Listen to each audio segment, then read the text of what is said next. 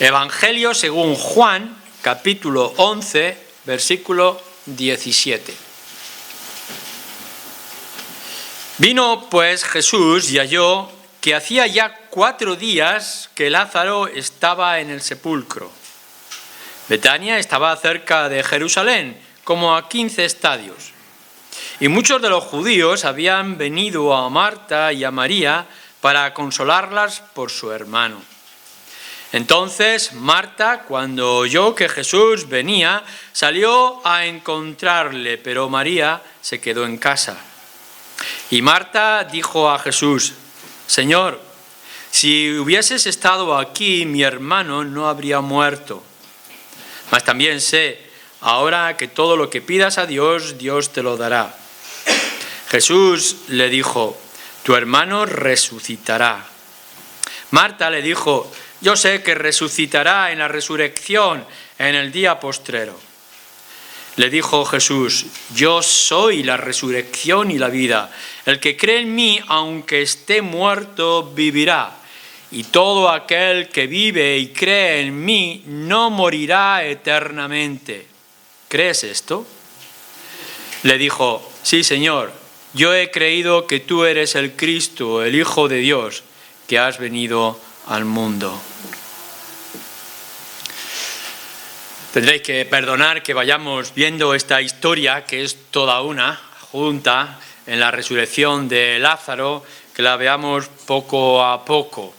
En la anterior ocasión vimos cuando se le dio la noticia a Jesús de que su amado amigo estaba enfermo, y Jesús, en lugar de darse prisa para ir a ver a su amigo y evitar que muriera, hace todo lo contrario, se detiene aún unos días en la zona norte de Israel hasta que su amigo muere, y nos dice que era para mostrar la gloria de Dios, grandes cosas que se iban a ver, y nos da una razón o unas posibles, entre otras razones, de muchos de los sufrimientos y angustia, dolores, incluso la experiencia de la muerte que tenemos que pasar. Pero bueno, se nos cuenta que cuando Jesús ya está cerca de Jerusalén, cerca de Betania, que es una aldea cerca de la ciudad, ya le comunican que entre la noticia que llegó a darse y la vuelta de Jesús después de entretenerse, su amigo lleva ya 4 días muerto. En esta enseñanza que tenemos aquí, creo que hay una lección crucial e importante para nosotros acerca de la resurrección y de la vida. Lo primero que tenemos que mirar y tendremos que darnos cuenta es nuestra propia experiencia acerca del dolor y acerca de la muerte. La reacción que nosotros tenemos cuando sufrimos y sobre todo cuando vemos gente a nuestro alrededor que sufre. ¿Quién de vosotros no ha experimentado dolor profundo? Pero no ese dolor nuestro, sino el dolor de otros. Vemos aquí casi la agonía que tiene Marta y que tiene María ante su hermano que ha muerto y de la gente alrededor. ¿Cómo reaccionamos nosotros? ¿Cuál es la actitud que tomamos ante la muerte? Porque si hay algo que es seguro, que es cierto, es que todos nosotros vamos a pasar por la experiencia de la muerte. Primero la de otros y después la nuestra propia. Y a veces nos puede parecer que estamos preparados y en realidad no estamos preparados. Creemos que podemos solventar asuntos del dolor, de la angustia, del miedo, de la depresión, y luego cuando viene la realidad nos damos cuenta que no, y tenemos que acudir a nuestras armas naturales, a las reacciones lógicas ante esta situación. ¿Cómo actúa un creyente?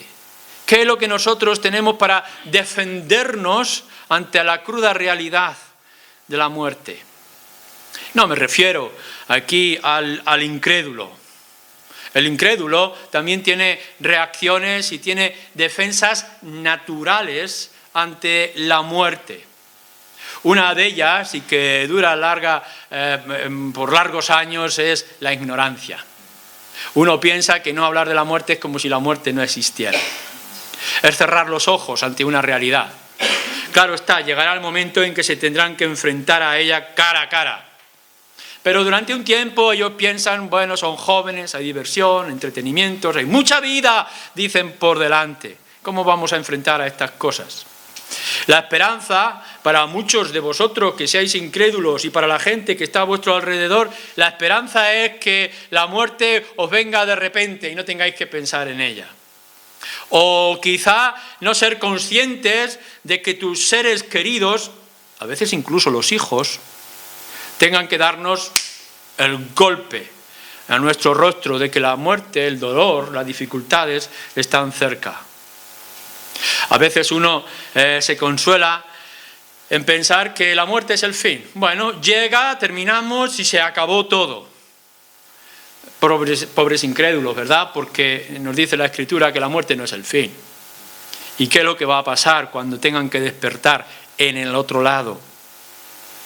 Pero bueno, lo importante es que a lo largo del tiempo neguemos constantemente, o la gente niegue, que la muerte tiene otra continuación. La muerte es el fin y por tanto no hay que preocuparse. Tal es así que a veces incluso ante el dolor y las dificultades, el sufrimiento, muchos prefieren la muerte. Porque una de las maneras con las que reacciona el incrédulo es, antes que pasar dolor, terminar con todo. Triste realidad, pero es así. Es una manera de escapar ante las dificultades. Pero también sabemos de muchos incrédulos, de mucha gente que rechaza las Escrituras, que afrontar la muerte es un tiempo de desesperación. Qué agonía la de algunos cuando se dan cuenta de que ya no hay vuelta atrás y que se tienen que enfrentar a una realidad a la cual no están preparados. La muerte es cruda, la muerte es terrible, la muerte es injusta, es antinatural, es salvaje y hay que afrontarla. Y entonces vienen los temores, las dudas, las pesadillas, etcétera, etcétera. Pero, bueno, el mensaje que tenemos nosotros aquí en esta tarde y en este pasaje no es para el incrédulo. El pasaje que tenemos aquí es para el creyente. ¿Qué hace el creyente? ¿Cómo actúa el cristiano ante la realidad del dolor, como aquella pérdida del ser querido que era Lázaro para sus hermanas y sus amigos? ¿Qué es la muerte cuando se nos presenta cara a cara? Y la verdad es que podéis ver algunas reacciones naturales en toda esta situación. Un poquito antes, en el versículo 8, se nos dice que una de las maneras es evitarlo. Es normal, cuando el Señor Jesús dice, vamos a ir a Jerusalén, algunos de los discípulos le dicen a Jesús, no vayas a Jerusalén, que te quieren matar, vamos a huir de la muerte. ¿Cómo vamos a enfrentarnos a una realidad como esta? Si miráis anteriormente, en más de una ocasión al Señor Jesús lo han querido apedrear, lo han querido dar muerte. Y los discípulos eran testigos. Así que para Jesús decir, me voy otra vez a Betania o a Jerusalén, es enfrentarse al peligro de la muerte. Y es natural que sus discípulos le dijeran a Jesús, no vayas, ¿por qué vas a buscar la muerte? ¿Por qué vas a buscar dificultades? Escóndete, disimula. Es una manera que nosotros tendremos de afrontarlo, querer evitar lo que nos duele, lo que nos dificulta, lo que nos entristece, lo que nos puede amargar un poco. Quizá una de las reacciones más normales es la del pobre Tomás, también lo tenemos aquí, ¿no? En el versículo 16, cuando el Señor Jesús dice, no, yo voy a ir, porque tenemos que ver algo extraordinario, Tomás, llamado Dídimo, dice a sus discípulos, a sus compañeros, vamos también nosotros para que muramos con él. Martirio, estamos dispuestos, tenemos valor, si hay que morir, moriremos. Y muchas veces esta actitud es en realidad negativa. Por una parte, los discípulos le estaban diciendo, no vayas, Señor, ¿por qué vas a enfrentarte a este peligro, a esta tristeza, a esta dificultad? Y después, cuando ven la realidad, Tomás le dice, bueno, pues si hay que morir, vayamos a morir. ¿Qué nos importa? Estamos dispuestos. Por otra parte tenemos a Marta. Es una creyente fiel, pero es una creyente frustrada. Por unos días podemos pensar que Marta con su hermana María estaban pensando: si Jesús viene y tiene poder para sanar, nuestro hermano será sanado. Y estamos seguros de que cuando envió a los amigos a buscar a Jesús, tu amigo amado está enfermo, ven. La esperanza estaba en aquel Jesús que tiene poder para sanar. ¿Cuántos de nosotros no hemos rogado y rogamos a Dios: sana, Jesús, tienes poder para sanar? Para luego darnos cuenta, lo vamos a mirar más adelante, que no. Tanto Marta como después María tienen que decir: Señor, si hubiera venido antes, nuestro hermano no habría muerto. Es una creyente, pero es una creyente que está frustrada. Porque por una parte está pensando: Jesús tiene poder para sanar, pero Jesús ha llegado tarde. Si es que esto fuera posible, que Jesús llegue tarde a algo. Pero nos pasa muchas veces. Nos pasa a veces que nos enfrentamos a esta petición del Señor sabiendo que el Señor sana y el Señor no sana. Que el Señor puede venir al lecho de muerte y el Señor no viene al lecho de muerte. Pero hay más, porque podemos ver a toda la gente, los amigos, cuando se enteran de que Lázaro ha muerto y que Marta y María están muy tristes, muchos amigos vienen para consolarla. Esto es natural. Y es natural en los creyentes, cuando escuchamos de nuestros hermanos, amigos, vecinos, familiares que están sufriendo por la enfermedad, y lo que venimos, por ese corazón que Dios nos ha dado, venimos a consolar. Y consolamos acompañando, y consolamos llorando. En la época de Jesús y en el pasado también, en la época de algunos de nosotros, estaban aquellos plañideros o plañideras que se reunían alrededor de la tumba a llorar. Acompañaban con sus lloros y con sus lágrimas y con su tristeza. Y aquí podemos ver la multitud también, porque la muerte es triste, la muerte es dolorosa, la muerte es una herida que se nos queda y acompañar y tener gente a nuestro alrededor es quizá lo que nos parece que podamos hacer. Está la situación que incluso se nos dice de nuestro Señor Jesús, versículo 33, versículo 35, que Él también se conmueve y que también llora. Cuando vemos el dolor, ¿cómo no vamos a llorar? ¿Cómo no nos vamos a entristecer? ¿Quién no?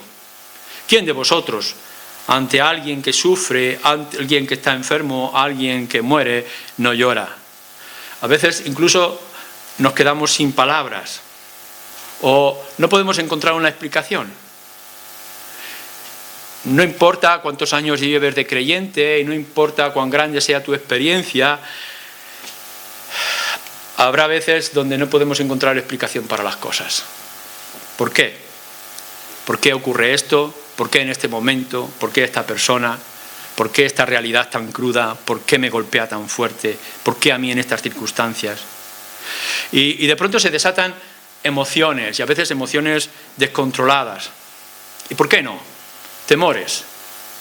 Porque ¿quién de nosotros cuando ve a otro morir diciendo ¿qué me va a pasar a mí? ¿Cómo yo lo voy a afrontar? ¿Tendré fuerzas? ¿Me faltará la fe? ¿Podré resistirlo? ¿Podré ser un buen testimonio? Con razón nos dice la Escritura que nuestro último enemigo, el último enemigo al que tenemos que vencer y que quizá es de los más terribles, es la muerte. Pablo lo tiene que decir, ese último enemigo, duro y cruel. Hubiéramos querido pensar que cuando nosotros nos convertimos escapamos de la muerte. ¿Cómo nos gustaría ser como Enoc? Un día caminando tranquilamente por el campo y que de pronto un grupo de angelitos blancos nos sube al cielo sin ver la experiencia. Pero la realidad es que es otra. Que hay gente que sufre y que nosotros pasaremos por experiencias distintas. No podemos evitar nuestras emociones. Y aun cuando nos podamos poner duros y firmes, o queramos sonreír para dar un testimonio no sé de qué como creyentes, cuando vemos a otros que sufren, nosotros sufrimos, y cuando vemos que otros lloran, nosotros lloramos. Como lo hace nuestro mismo Señor Jesucristo. Una de las cosas que yo menos comprendo y más me sorprende de nuestro Señor Jesucristo, de la humanidad de Jesús, que veremos en otra ocasión. Él va a hacer un milagro, va a dar resurrección a Lázaro y Jesús llora. aun sabiendo lo que va a hacer y cómo va a ver su gloria, llora. ¿Cómo no vamos a llorar nosotros? Ante lo nuestro propio y lo de otros.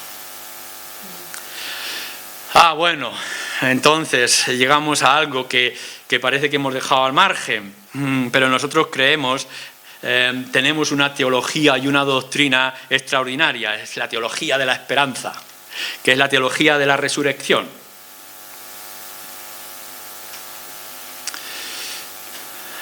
Dios podía haber hecho algo ante Lázaro, podía haber evitado toda aquella angustia, todo aquel dolor y sufrimiento. Podía haber hecho algo, pero no lo hizo.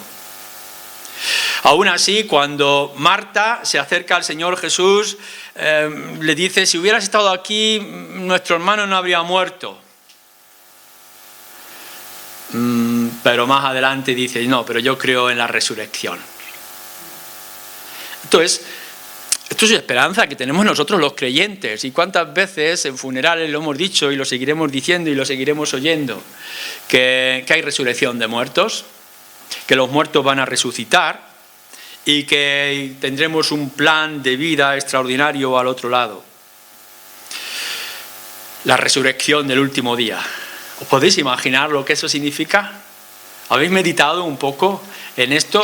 Ya sea que vosotros seáis uno de esos esqueletos secos que salís de las tumbas, cuando se escuche el clamor desde el cielo de ángeles tocando las trompetas y que los muertos del mar y de la tierra saldrán de sus tumbas, entre medias estaremos nosotros. ¿Cómo será eso? O quizá pudiera ser que algunos de nosotros todavía estuviéramos vivos y empezamos a ver que los muertos surgen de todas partes y si sus almas vienen a integrarse en aquellos cuerpos y recordemos que hay resurrección de los muertos. Los muertos saldrán de sus tumbas, decimos nosotros. Esto es teología, esto es doctrina, esto es lo que dice la Escritura. También nos dice que cuando salgan de sus tumbas habrá un juicio.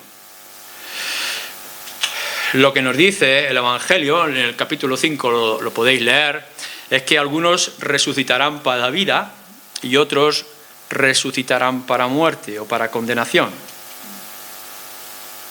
Y una y otra vez nos volcamos en esta verdad.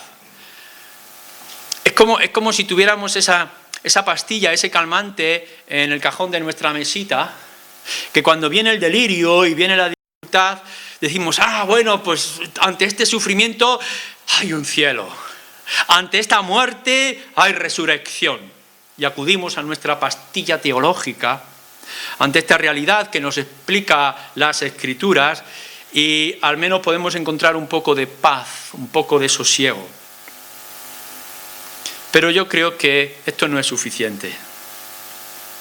Da la sensación de que el saber de teología, de doctrina, de que después de la muerte habrá resurrección y después de la resurrección habrá un cielo, es que nos puede consolar y nos puede ayudar, pero es que a veces ni siquiera esto nos puede ayudar y nos puede consolar. Pensamos que la esperanza va a superar al dolor y a veces no. Ponemos ante nosotros el milagro. Queremos decir, sí, yo sé que hay resurrección de la vida, pero sana. Yo sé que Jesús tiene poder, pero tienes que ejercerlo. ¿Cuántas veces nosotros estamos diciendo, Dios tiene el dominio sobre todas las cosas, actúa para que yo lo vea? Y parece que le estamos exigiendo a Dios que sea Dios. Le estamos diciendo que esta pastilla que nos ha puesto aquí, esta doctrina que se nos ha revelado en las Escrituras, nos haga efecto en nuestro cuerpo y nos quite la amargura y la tristeza. Estamos anteponiendo el milagro, la sanación, olvidando lo que hay realidad en toda esta situación. En verdad, lo que tenemos aquí de la resurrección de Lázaro es una señal.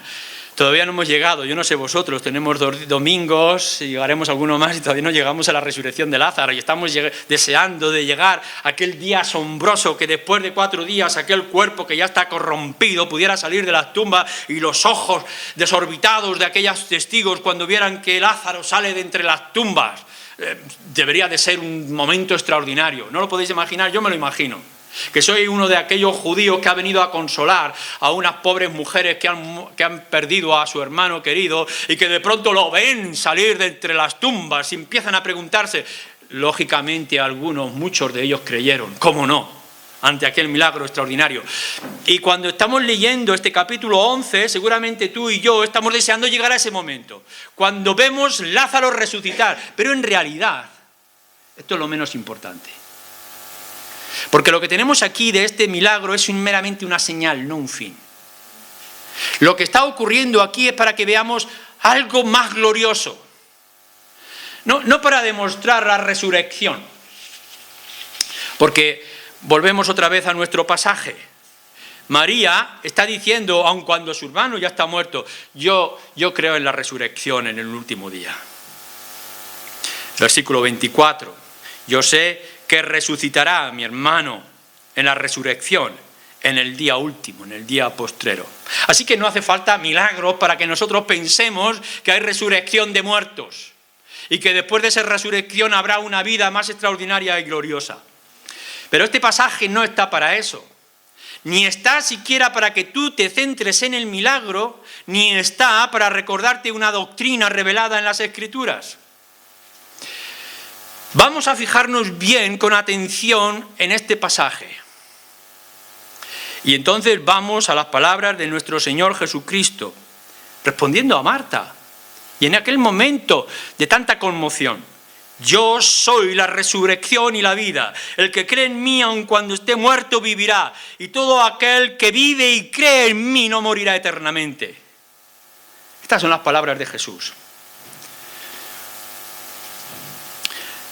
La clave está en lo que está diciendo: yo soy la resurrección y la vida.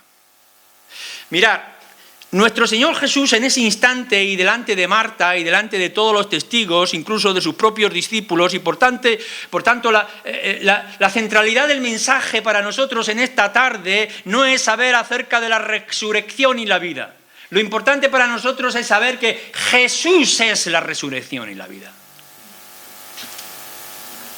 El Señor Jesús no ha venido a enseñar, a mostrar las causas de la resurrección, sino que Él es la causa de la resurrección. Por cierto, este yo soy es el quinto que ya hemos visto acerca de la resurrección. ¿Recordáis en el capítulo 6? Ante aquella mujer que estaba en dificultades, o de la mujer que tenía sed, cuando los discípulos buscan darle de comer, dice: yo soy el pan de vida, yo soy el agua de vida, yo soy la luz del mundo, yo soy la puerta, yo soy el buen pastor. Y ahora nos dice: yo soy la resurrección y la vida.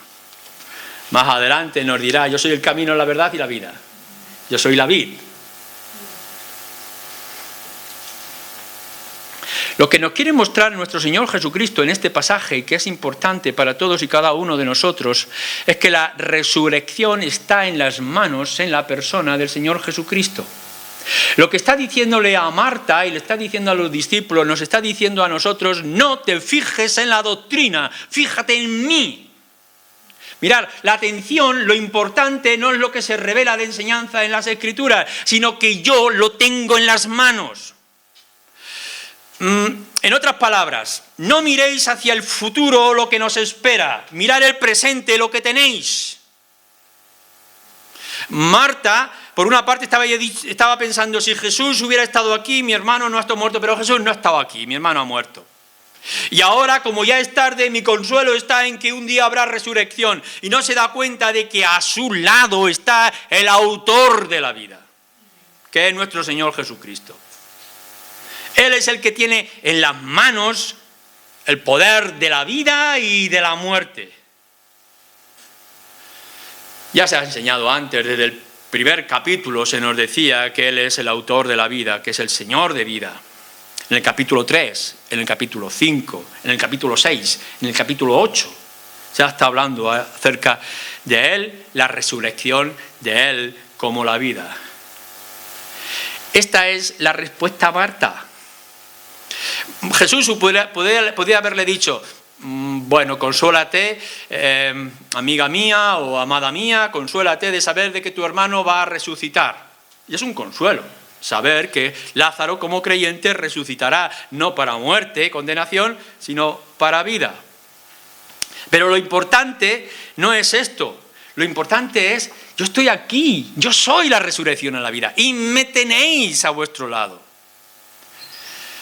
Con razón, más adelante, Marta tiene que decir, sí, Señor, yo creo que tú, versículo 27, eres el Cristo, el Hijo de Dios que ha venido al mundo. Porque en realidad la resurrección que se promete en las Escrituras y la vida, que ahora miraremos, está totalmente conectada y unida a nuestro Señor Jesús como el ungido. En otras palabras, mirad, si hay resurrección, si hay esperanza de una vida eterna más gloriosa, es porque hay un Jesús ungido, un Mesías como el Cristo. Si no está Jesús y Jesús no hace su obra, no habrá nada de eso. No habrá esperanza, no habrá consuelo, no habrá salida, no habrá eternidad. La respuesta que nosotros tenemos que darle al mundo no es decir, hay resurrección, hay una vida después de la muerte. No, lo que hay que decirle es, Jesús tiene el poder sobre la resurrección y por tanto tiene el poder de la vida. Por eso es cuando en el momento de máxima expectación, en el mensaje de Pedro en Jerusalén, le tiene que decir a aquella multitud que ha dado muerte a Jesús, matasteis al autor de la vida. Pero porque hicisteis esto y él ha vencido a la muerte, ahora tiene en sus manos a todos sus enemigos, entre ellos a la misma muerte. Jesús es la resurrección y la vida. Y esto no es una mera repetición, porque lo que nos está diciendo acerca de Él mismo en estos dos versículos no es únicamente que Él da vida para después morir otra vez. A Lázaro le pasaría esto. Lázaro fue resucitado después de 4 días muerto, estaría allí un tiempo, unos años y después se volvería a morir. Pero el Señor no ha venido únicamente a dar unos cuantos años. Seguramente que a los familiares que conoces enfermos o tú mismo ante la experiencia agónica de estos dolores, estas tristezas, puedes aspirar de que me dé unos cuantos años, pero si al final vendrá la realidad. Podrás escapar durante una temporada, podremos librarnos de este sufrimiento de valle de sombra de muerte que tendremos que cruzar todo, pero esto es una realidad. Lo más extraordinario es que Jesús, si lo tienes a Él, tendrá resurrección. Y que por tanto te podrás levantar de entre los muertos. Jesús no ha venido a darte unos cuantos años más, a resucitarte de esta situación amarga que tienes para dejarte otra vez en la misma posición. ¿De qué vale? De que nosotros podamos orar por gente que salga de sus dificultades y después morirá para la más grande de las desesperaciones. Lo que nosotros buscamos para nosotros mismos y para la gente a nuestro alrededor es que descubran que en el Señor Jesucristo los muertos resucitarán y que resucitarán para vida. Y que esta vida de la que Jesús está hablando, yo soy la resurrección y la vida, es con letras grandes, porque está hablando de una vida absoluta, es una vida en mayúsculas. No es únicamente a continuar unos años más con esta dificultad de vida o sufrimiento que tenemos a nuestro alrededor. ¿Os podéis imaginar lo que significa? Cuando Dios hace las cosas, las hace bien. Y lo que nos está diciendo es este énfasis que nosotros tendremos que poner a las palabras del Señor Jesús. Marta, Marta, no es únicamente que tú pienses que hay resurrección. Marta, yo soy la resurrección. No es únicamente que tú pienses acerca de la vida, yo soy la vida. Morir es ganar. Como dice el apóstol Pablo, morir es ganancia. Aquí no hay nada comparable con lo que será allá. Es verdad que queremos librarnos y que queremos continuar y que todavía tenemos una tarea, pensamos, grande que hacer en este mundo, pero acuérdate que si tienes al Señor Jesús, la muerte no es nada porque Él es la resurrección. Y la vida no es esta vida insignificante, pequeña, sino que es una vida en mayúsculas y grande y extraordinaria que nos espera. Por tanto, Lo que yo creo que nosotros tenemos que tomar de esta historia, al menos en esta parte, es que como creyente no te conformes con un mero conocimiento general o mental acerca de la resurrección y de la vida, sino busca experimentar esta verdad. No es únicamente decir, yo sé que hay resurrección porque en algún lugar de las Escrituras nos dice que los muertos resucitarán. Yo sé que hay una vida después de la muerte porque en algún pasaje del Nuevo Testamento nos dice algo parecido. No. Lo que nos está diciendo el pasaje, siempre que pensamos en Cristo y siempre que centramos en Cristo, es experimenta esta verdad. Experimenta este alivio. Cuando tengas la dificultad, cuando tengas la tensión, cuando tengas la lucha, cuando tengas que afrontar esa oscuridad delante de tus ojos, no mires al muerto que lleva 4 días enterrado, mira a Cristo, yo soy, aquí estoy. En otras palabras, en medio de las dificultades que tú puedas tener, acércate a Cristo. Ante la muerte o ante la vida, ven a Cristo. Con razón, Pablo dice también en Colosenses que en Cristo habita corporalmente toda la plenitud de la deidad, con todo lo que eso implica. Cuando vosotros penséis en Dios y todo lo que... Yo no sé si a vosotros os sale humo y os produce dolor de cabeza pensar en Dios, por lo extraordinario que es. La infinitud de ideas que nos vienen cuando pensamos en Dios. Pues toda esa plenitud está en Cristo. Así que lo que mejor puedes hacer en cualquier situación y en cualquier circunstancia, la más grande de las hermosas cumbres que haya podido superar, o los más oscuros y horribles abismos donde puedas encontrar, acuérdate de Cristo. Acércate a Él, porque en Él tendrás toda la plenitud de Dios. Para mí no me importa, dice Pablo, haberlo perdido todo para ganar a Cristo. Y así un día, dice, ser hallado en Él. Qué hermoso. Filipenses. El perderlo todo, dice Pablo, no importa perderlo todo si eso significa ganarlo a Él. Y así un día, de cualquier manera, en cualquier forma, no importa en qué rincón, ser hallado en Él. Ahora ponte tú en la imagen y ponte tú en la escena. ¿Qué significa que tú lo pierdas todo para tenerlo a Cristo? Y te ves frágil, anciano, enfermo, perdido, angustiado, sorprendido por todas las cosas. No importa si tienes a Cristo. Acércate a Él, porque Él es la resurrección, es la plenitud de la deidad. Y cuando te tengan que descubrir, cuando te tengan que llamar a la eternidad, ser hallado en Él. Bueno, nos dice el versículo 25, yo soy la resurrección y la vida. El que cree en mí, aunque esté muerto, vivirá. Pero lo vuelve a repetir, versículo 26. Y todo aquel que vive y cree en mí, no morirá eternamente. Y responde Marta, sí, Señor, yo he creído que tú eres el Cristo. En otras palabras, acércate por medio de la fe. Vuelve otra vez a despertar esa fuente de energía que ha sido regalada para cada uno de nosotros por el Espíritu. Confía plenamente que estás en Él, que Él tiene el poder, que Él tiene el alivio, que Él tiene las respuestas, que Él tiene la salida, que Él te llevará en sus alas al más grande y extraordinario de los lugares. ¿No pensáis que esto es lo fundamental? Volvemos otra vez a la escena. Resulta que estamos en una situación angustiosa. Lágrimas, dolor, amargura, frustración. Lázaro ha muerto y está enterrado. ¿Y ahora qué?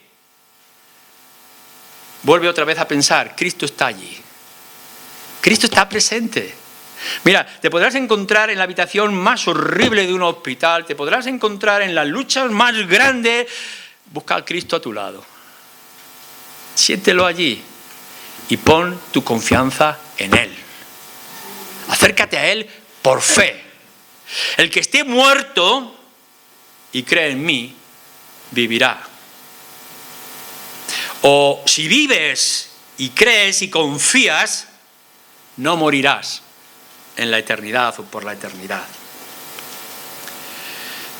Nuestra mayor defensa no son los sentimientos de nuestro corazón o las emociones. Nuestra mayor defensa no es ciertas verdades que se revelan en las Escrituras. Tu defensa, tu esperanza, tu confort, el consuelo para ti y para los tuyos es: Cristo es la resurrección y la vida. Y tú puedes venir y descansar en Él por medio de la fe. Todo esto no quita que lloremos el dolor por la pérdida de nuestros seres queridos, pero que no apaguen el gozo de la ganancia, de los beneficios. El buen ejemplo que tenemos es en el rey David. Está lleno de polvo y ceniza porque su hijo está moribundo. Y ruega y suplica, segunda de Samuel, capítulo 12, que su hijo resucite, que su hijo no muera. Incluso ha perdido el apetito. Le molesta la compañía, está en la desesperación y se siente culpable. Pero al final su hijo muere.